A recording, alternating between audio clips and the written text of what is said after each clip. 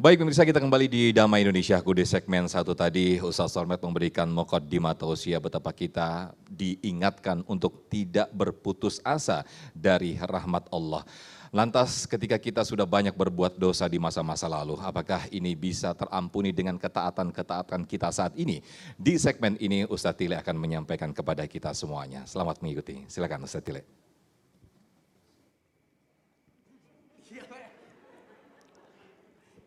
Assalamualaikum warahmatullahi wabarakatuh.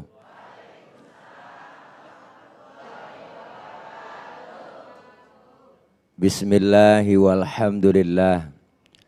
Alhamdulillahilladzi amarona wa aujabana bil ibadah. Wassalatu wassalamu ala rasulillah. Sayyidina Muhammad ibn Abdillah, la haula wa la quwata illa billah. Amma ba'du, banyak ilmu dan nasihat yang sama-sama kita dengarkan tadi dari guru kami, sahabat kami, Ustaz Kiai Haji Sholeh Mahmud, dalam kurung Solmed. Saya yakin apa yang beliau sampaikan banyak manfaat buat kita semua. Segenap para jamaah Masjid Jami An-Nur Permata Timur, Pondok Kelapa, Jakarta Timur. Terkhusus buat host kita yang keren, Bang Ustadz Sofyan, luar biasa. Pemirsa TV One di mana saja berada yang insya Allah semua kita yang menyaksikan tayangan ini mendapat ridho rahmat dari Allah Subhanahu wa Ta'ala. Amin ya Rabbal. Tema kita kali ini tentang bagaimana cara untuk menghapus dosa-dosa kita yang telah lalu. Ustaz Solmed udah bilang bahwa kita semuanya pendosa. Iya Bu? Iya Bu? Anggota tubuh kita aja sering banget bikin dosa, enggak berasa. Ya Bu, karena dosa itu kepanjangan keplodos enggak berasa. Bu, mata dosanya salah lihat, tangan dosanya salah comot, mulut salah ucap, hati salah mengira dan menduga. Benar? Semua itu ada pada diri kita manusia. Manusia tempat salah dan lupa. Kalau selalu lupa itu namanya bukan salah mulu. Nah kalau selalu salah itu namanya bukan lupa. Kalau selalu lupa itu namanya sengaja. Benar Bu? Dosa kesalahan kita yang sengaja nggak sengaja. Apalagi nih Ustaz Solmed saya Masya Allah emang tukang ngomong. Salahnya di omongan. Makanya saya kalau diomongin orang biasa aja.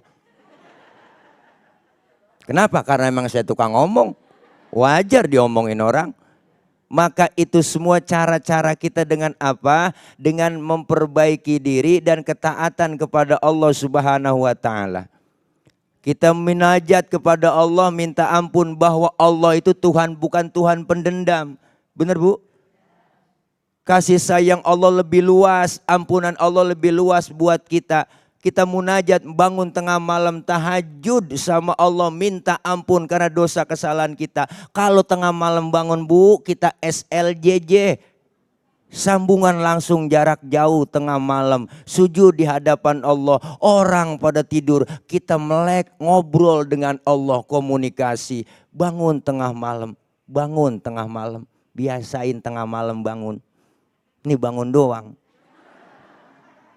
Tapi orang yang mendekatkan diri kepada Allah, kenapa? Karena memang ampunan Allah begitu luas. Maka kita dianjurkan wasari'u ila maghfiratim mir rabbikum. Bersegeralah kita semuanya untuk mengharap ampunan Allah, mencari ampunan Allah. Dengan cara apa? Mendekatkan diri kepada Allah. Bangun tengah malam doa. Pakai lagu nggak ngapa-ngapa. Ya ilahi, kabulkanlah doaku. Ku serahkan semua ini padamu. Lagunya Yunita Ababil. Bu, Munajat minta ampun kepada Allah. Kenapa? Karena kita banyak dosa, banyak kesalahan yang kita perbuat. Dosa sama orang tua ada, sama saudara, sama teman, tetangga, apalagi melaki. Jangan belaga-belaga budeg nih. Dosa melaki. Dosa melaki. Laki-laki tidur, bangun bang, no, rezeki lu dipatok ayam. Bu Allah, lakinya ngomong lah, emang ayam gue yang ngempanin. Pakai dipatok ayam. Bener Bu? Kesalahan itu terulang tanpa kita sadari. Tanpa kita sadari, dengan kita bersadar diri. Oh ternyata ya Allah, Engkau maha pengampun, Engkau maha penyayang. Kita deket jalan ke menghadap Allah, Allah lari menjemput kita.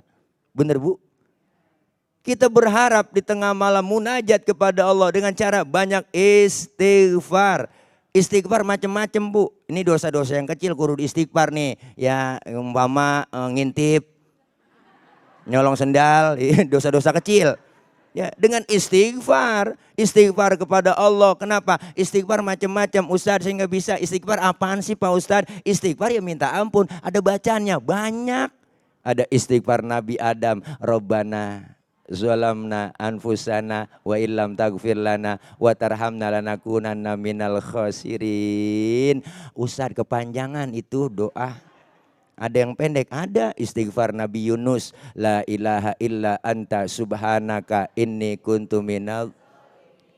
Itu masih kepanjangan Ustadz, kan saya minta yang pendek-pendek bacaannya. Ya udah istighfar yang kita biasa baca habis sholat tuh. Astaghfirullahaladzim wa atubu ilaihi min jami'il ma'asi wal dhunubi wa taubata wal maghfirah. Itu mah kepanjangan Ustadz. Orang minta yang pendek. Ya udah istighfar yang biasa. Astaghfirullahaladzim, astaghfirullahaladzim, astaghfirullahaladzim. Ada yang pendekan lagi enggak Ustadz? Ada. Astagfirullah, astagfirullah, astagfirullah, astagfirullah. Kalau nggak bisa berhenti jadi orang Islam. Munajat kepada Allah, beristighfar, minta ampun. Rasulullah Shallallahu Alaihi Wasallam ada yang meriwayatkan beliau sehari baca istighfar itu ada yang bilang 100 kali, ada yang 70 kali. Padahal Rasulullah udah dijamin masuk surga po, dihindarkan dari api neraka. Rasulullah udah dijamin dosanya dihapus, yang akan datang yang lalu semuanya diusek. Ngerti diusek? Dihapus, ditipek, digebeg. Itu bahasa Mandarin tuh. Tapi beliau mau masih sujud di hadapan Allah. Bahkan kalau sholat malam kakinya sampai bengkak. Saya juga tahu jamaah An-Nur nih. Banyak yang kakinya bengkak. Mana saya gak tahu itu urusannya apa semurat. Nah. Jadi banyak cara untuk kita meminta ampun kepada Allah Subhanahu wa taala dengan kebaikan-kebaikan, kecuali dengan dosa-dosa yang seperti meninggalkan sholat, ya enggak, lupa mengeluarkan zakat, itu dengan cara mengqadha. Nanti akan kita bahas setelah yang satu ini. Oke, semuanya I love you full. Makasih. Baik.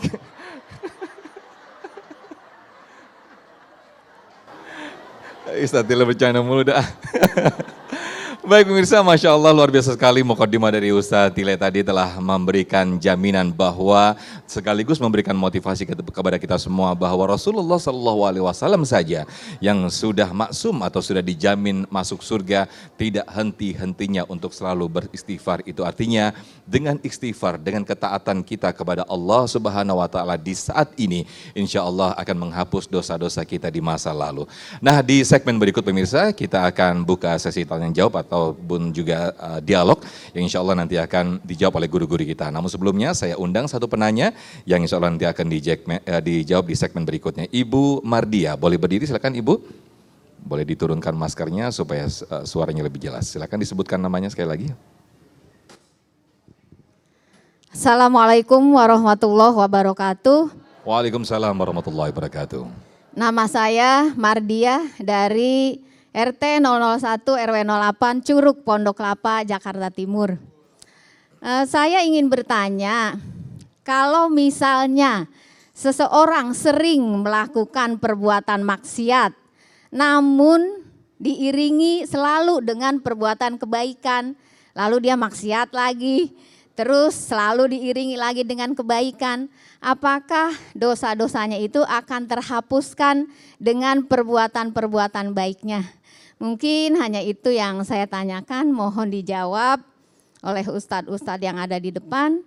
Sekian, terima kasih. Wassalamualaikum warahmatullahi wabarakatuh. Waalaikumsalam, terima kasih Ibu Mardia. Ini sekaligus STMJ nih Ustadz ya, sholat terus maksiat jalan nih ya.